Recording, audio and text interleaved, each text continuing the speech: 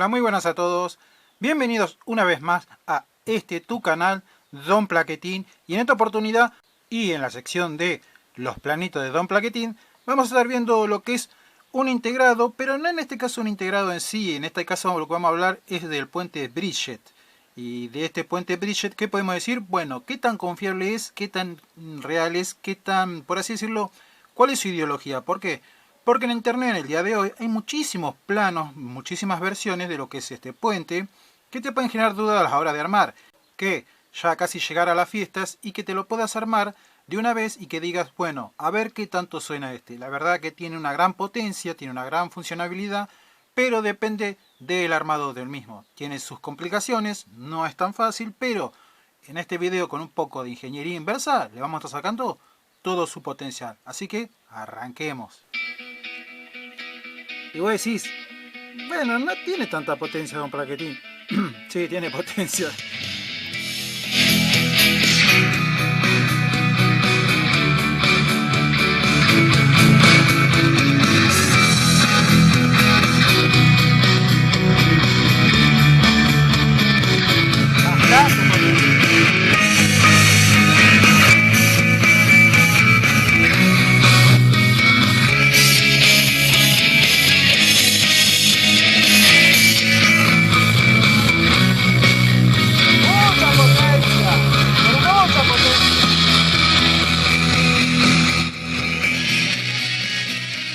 Disminuyendo la misma para poder hablar, porque si no vamos a quedar sordos todos juntos acá. Sí, tiene muchísima potencia, pero tiene sus pequeños detalles y ya de acá arrancamos directamente con lo que es el práctico y después vamos con el teórico. Vamos con las características del armado y ya después vamos a lo que es el plano en sí y vamos a estar levantando este circuito para así ya te queda. Arrancamos diciendo con que sí, es verdad, tiene una gran potencia, puede superar casi los 30 watts, llega casi a los 40 watts, por eso se necesita un bafle bastante grande, como se puede ver, pero se requieren ciertas cosas que tiene que tener el circuito. Por ejemplo, una de ellas es que, ¿por qué falla muchas veces el armado de este amplificador? Bueno, falla número uno es que cuando consiga los dos integrados, los dos tienen que ser simétricos. Y acabo dando los ejemplos. Número uno, si vos sacaste uno de un equipo de audio y el otro lo sacaste de un televisor, o uno de un equipo de audio y otro de otro, no los podés juntar. Deben tener su simetría, ¿se entiende? No su simetría en tanto lo que es la forma, sino en tanto cómo es el fabricante. Es decir, tiene que ser el mismo fabricante y el mismo lote de donde fue ensamblado. ¿Por qué? Porque la mínima diferencia en la ganancia, la mínima diferencia en lo que es las características internas, y ya se desbalancea lo que es el bridge, es decir, lo que es el puente. Este puente tiene sus características y debe ser ajustado. Por ejemplo, hay cosas que van y cosas que no van, pero eso lo vamos a ver en el plano. Por ejemplo, una de las cosas que no vas a ver son los diodos, no los tiene, pero eso lo vamos a explicar después. Entonces, ¿cómo hago para conseguir, digamos, dos iguales? Bueno, número uno es que haya dos en un mismo equipo. Ya ahí te alcanza. Por ejemplo, este, como pueden ver, es una placa recortada. ¿Lo ven? Es una placa que fue recortada y esto pertenece a un home. Esta es la tapa subwoofer, es decir, la que vendría a ser por debajo de los 50 Hz. Trabaja entre 20 a 40 Hz esta etapa. Yo, como tengo varios de esos sistemas y ciertamente tengo muchos más amplificadores de baja frecuencia, por así decirlo, tengo uno que está por debajo de los de 10 Hz, es decir, casi son 3 Hz de frecuencia, es decir, son puras vibraciones acústicas. Ya tener uno de entre 20 y 40, que es el que viene del home, dije, nada, cortamos la placa, soldamos y ya tenemos el nuestro. Pero la única diferencia es que guarda que hay que pasar, por ejemplo, en mi caso yo pasé por debajo, es decir, salté la etapa del filtro paso bajo que tiene en la entrada. Directamente hay que atacar el capacitor del pin número 1 y guarda que no vaya a ser antes de unas resistencias que van hacia lo que es el pin número 1 del segundo circuito integrado, que va a haber este divisor resistivo siempre en la parte número 2, que es el inversor de señales. Ven que hay señal acá. Bueno, ese es por qué, porque este amplificador sigue amplificando, pero a la inversa de este. Bien, como veníamos diciendo, los integrados deben ser iguales. Es decir, si no los podés conseguir porque están en un mismo equipo, la otra forma es consiguiéndolo, comprándolo en una casa electrónica y que sean iguales. Que el lote sea el mismo. Es decir, mira, tengo este que está quemado el láser en la parte de adelante y el otro que está con serigrafía. No los compres. Si los dos no son iguales, no los compre, tienen que ser iguales. Pero es importante que esto pase, ¿por qué? Porque yo cuando empecé, no empecé con este integrado a amplificar. Es decir, no fue mi primer bridget. Mi primer puente fue entre el TDA 2002 y el 2006. Estos dos fueron mis dos iniciales. ¿Por qué? Porque uno los conseguí en un estéreo y el otro lo conseguí en un televisor. Y de ahí que se me presentaron muchísimas fallas, casi estuve medio año practicando y no podía hacer el circuito. ¿Por qué? Porque los diagramas que presentaba en internet, ninguno era factible, ninguno era razonable, algunos tenían etapas que no eran necesarias, algunos le ponían valores que no correspondían, entonces se generaron muchísimas dudas y llevándome a un fracaso, hasta que un día dije, me voy a guiar por mi lógica a ver cómo funciona. Hasta que un día me conseguí una de estas, que no era exactamente este, sino que era un equipo de música que venía a un solo parlante, y de ahí aprendí cómo funcionaba este amplificador. En fin, ¿se puede? Sí, pero no es el que viene ni en el datasheet, ni es los muchos de los que hay en internet. ¿Hay algunos que valen la pena? Sí, pero la mayoría no lo valen. Así que nada, en este vídeo vamos a cernar directamente con lo que es el teórico. Así que al planito, gente. Para aclarar, antes de entrar al teórico de lleno, lo que viste en la primera parte es que no, verdad que no todos los componentes van a ir, algunos quedaron porque no los quiero levantar por no gastar estaño ni tiempo, pero en verdad muchos de los componentes de estos no son necesarios. Y bueno, ya iniciando lo que vendría a ser la ingeniería inversa, estuvimos viendo la placa, en la cual diremos que, por ejemplo, este puente rectificador no va, estos dos capacitores no van, porque pertenecen a lo que es el filtro de los que iban acá, que eran otros TDA 2030. Estos de acá tampoco van, porque pertenecen a lo que vendría a ser filtrado de este, pero no necesita tanto si estos son grandes. Es decir, estos de inicio me venían como 2200 y yo lo cambié por 3300 y es mejor, van mejor que los otros y no se necesitan. Así que como mejoras, si mejoras de acá no hace falta. Así que nada, hay muchos componentes de esta placa que no van, así que hicimos una ingeniería inversa, es decir, levantamos el circuito y pasaremos a ello. Bien, este es el circuito en total, es decir, en su totalidad, como se puede ver. Vamos a pasar directamente a lo que es el plano. Y una cosa de las que son importantes en este plano es, primero, recordar que tenés el integrado número A y el segundo integrado que lo debes mencionar como B. ¿Por qué? Bien, el A hace una cosa y el B hace otra. Si vos le llegás a errar y pones los componentes que van en la entrada de este confundiéndote con este, porque incluso hay una retroalimentación que es por parte de las dos etapas. Entonces, si vos te llegas a equivocar y al A lo pones como B, esto te va a hacer un ruido impresionante. Así que empezá a mencionarlo como A y B. Hay que entender que el A es lo que tiene es que la señal es no inversora y en la parte B la señal es invertida. ¿Se entiende por qué? Porque entra por el pin número 2. ¿Por qué? Porque viene por esta etapa de acá, que viene de acá, que toma desde el pin número 4 de la salida del amplificador de la etapa A. Entonces, esto es importante, siempre hay que recalcarlo. ¿Por qué? Porque yo a veces cometí el error y acá es donde me volví a equivocar y como ven, pasan los años y me sigo equivocando de que siempre esta resistencia no va. ¿Por qué? Porque en el datasheet, si lo ves, esta resistencia es la que te hace cometer error. Acá no existiría una resistencia como tal. Existe este capacitor y la resistencia que iría acá es esta que está acá, que está tomando desde la misma salida de la parte B. Esta resistencia es la de ganancia y de retroalimentación y que va directa.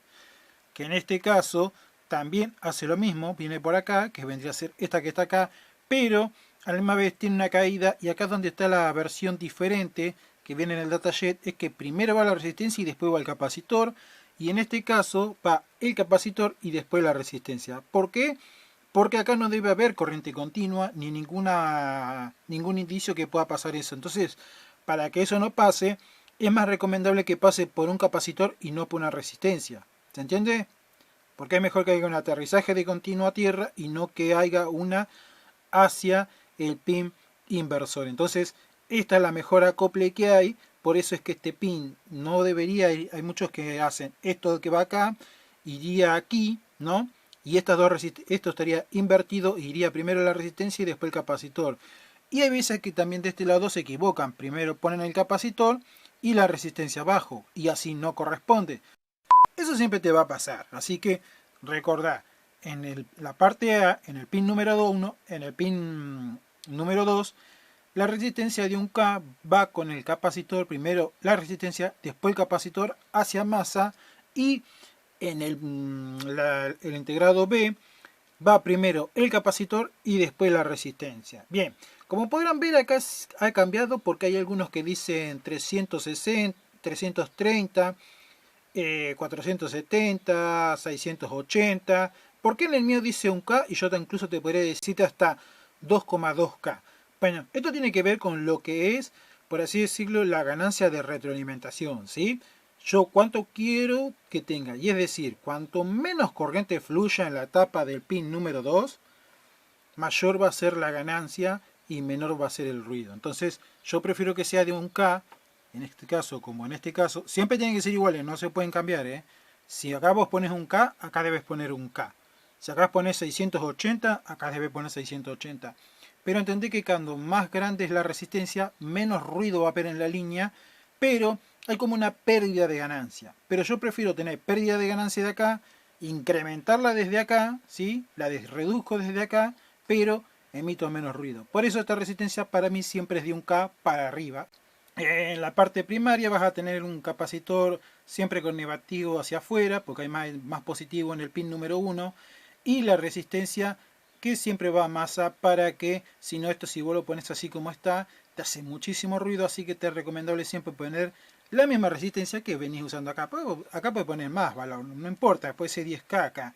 Pero ya que si compraste una de 22K y ves que tenés una, 2, 3, 4, 5, bueno, comprate las 5 de una de 22K y ya las tenés. Poco más. Importante que la que va en el pin número 1 del B, siempre la resistencia de 22K va a masa. Y guarda acá porque acá vamos ya a la fuente de alimentación. Vamos a dar vuelta a esto. Y en la fuente de alimentación yo tengo lo que es este puente rectificador sin disipador, porque no la precisa, por encima exageré. Pero ¿qué pasa? Como es de un tele me da igual, es decir, si es un BU que es BU808 y este tiene una corriente de casi 5 amperes, ¿para qué me voy a gastar en utilizar? Para eso lo reciclas de un televisor y ya está, ¿sí? No hace falta hacer un puente con diodo, comprar diodo. No, agarrá directamente uno de un televisor, lo levantás, lo soldás ahí y ya está, y lo tenés. La masa. La masa es esta parte del tap central, porque este no está alimentado de lo que vendría a ser 36 volts, que es lo máximo que se puede alimentar.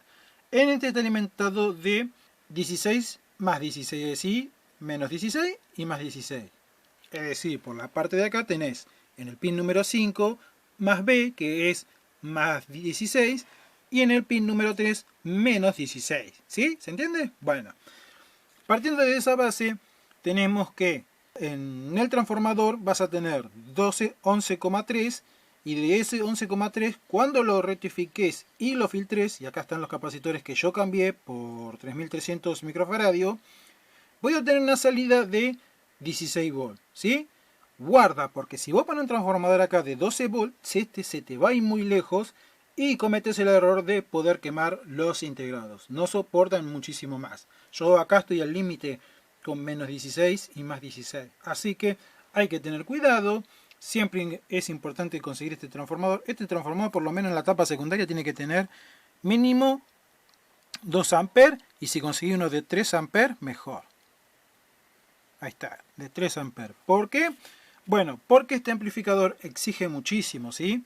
Vamos al siguiente punto, que es el parlante. El parlante tiene que ser una carga de 4 ohms y 50 watts.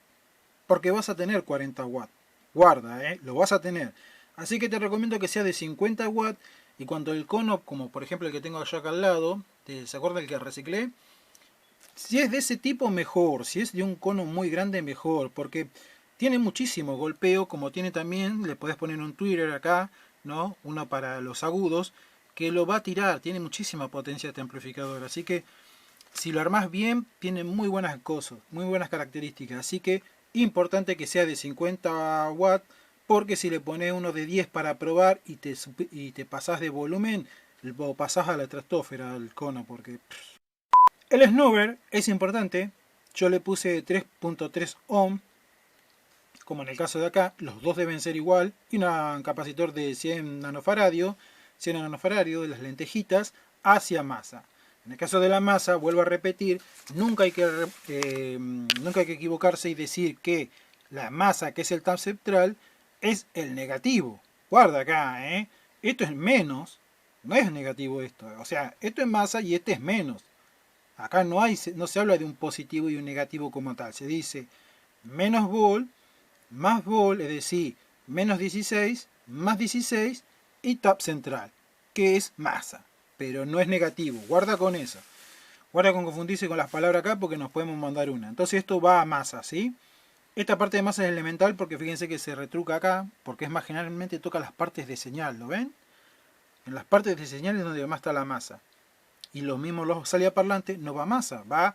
¿Por qué? Porque en verdad esto no es un bridget como tal. Acá viene una aclaración. En verdad esto no es un bridget como tal. Esto es un puente H. ¿Por qué? Porque acá tenés dos transistores de salida. Mientras uno tira, el otro jala, el otro tira y el otro jala. Entonces, hay dos transistores acá adentro que están haciendo un puente H. Entonces, no sé si es tan bridget como muchos lo dicen. Para mí es un puente H. Pero bueno, frente a la topología, yo no lo voy a discutir porque en verdad esto ya se configura como un integrado, entonces yo diría que es un puente. Y lo dejamos en puente. Bien, para finalizar como dato importante, bueno, las resistencias estas no son tan así como hay algunos que le ponen de 3 watts. No, estas que aunque sean un cuarto de watt, alcanza y sobran. Fíjense que acá son estas que están acá. Miren lo que son los capacitores y miren lo que son las resistencias de los snooper. Es decir, de la parte amortiguadora de la salida. Nada. ¿Por qué? Porque incrementa mucho si está mal la señal de acá. Si esto lo hiciste mal, esto sí levanta temperatura. Y es una parte de medición. Es decir, si yo pongo con el dedo acá estos dos componentes y levantan temperatura, hice mal mi trabajo. ¿Sí? Y acá lo peor que puede haber es que hay un desbalance de corriente. Es decir, que este fluya corriente y desde acá también y pase una corriente por el parlante. ¿Sí? Entonces vamos a un consejo generalizado. Es decir, para que eso no te pase realmente porque es muy feo y tengas un parlante de esto y lo quieras cuidar, siempre prueba con un capacitor de 330 microfaradios, 470 si lo tenés y si no 1000 microfaradios. Pero siempre para probar parlante es importante, antes de hacerlo de forma directa, poner un capacitor en serie con el parlante para que en caso de que haya corriente continua en tu proyecto, no quemes el parlante. Después, una vez probado esto y sale todo bien, bueno, ya nos podemos dedicar de lleno a conectar el parlante de forma directa. Pero siempre mientras tanto, probamos así. No vamos a tener el 100% de la amplificación, pero vamos a escuchar, vamos a poder medir de acá a acá si hay corriente continua, podemos medir, tenemos valores. Entonces, esta es la forma más segura de que el parlante nunca se te va a quemar. Yo siempre los parlantes cuando compruebo, primero compruebo así, y así nunca se me ha quemado un parlante, más que me pase de loco y le suba el volumen, que es generalmente lo que me pasa como los rompo. Poco más, aclarar simplemente de que esto, como decía en un principio, ¿no? En la parte práctica, en lo que estábamos mirando y analizando, es que esto va a desprender muchísimo calor. ¿Sí? En los dos. ¿Y por qué levantan temperatura, don Plaquetín? Bueno, en verdad es porque yo estoy utilizando por encima de lo que es 16. Entonces, 16 ya hay un flujo mínimo de corriente en esta etapa, ¿no? Entre lo que vendría a ser el flujo de los dos integrados.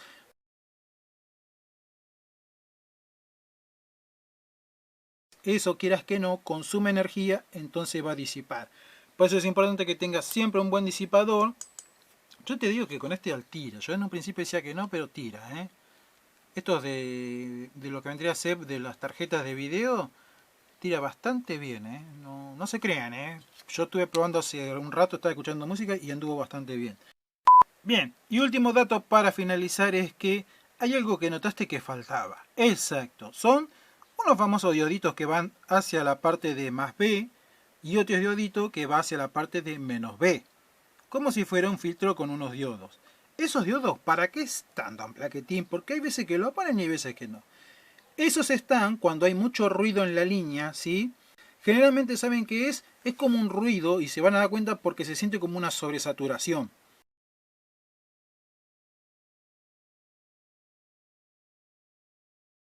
Entonces ahí es donde te ahorras los diodos, cuando el transformador tiene cierta potencia y no tiene que andar haciendo compensación por desbalance de voltaje y haciendo que la etapa de salida tenga que estabilizarse con diodos.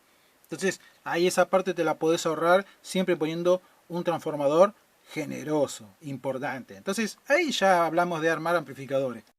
Poco más, ya más datos no te voy a dar porque te di demasiado. Este diagrama te lo voy a estar regalando, te lo voy a estar subiendo en Pinterest, que siempre me encanta subir diagrama ahí. Lo vas a tener, ya si para esta fiesta te querés armar un buen amplificador, te lo recomiendo porque es muy bueno. Siempre cuando he tenido que buscar, he recurrido a él y no me ha fallado, la verdad. Así que nada, gente, nos estamos viendo en un próximo video y viendo más lo que son planitos en este canal Don Plaquetín. Chau, chau, chau. ¡Chau!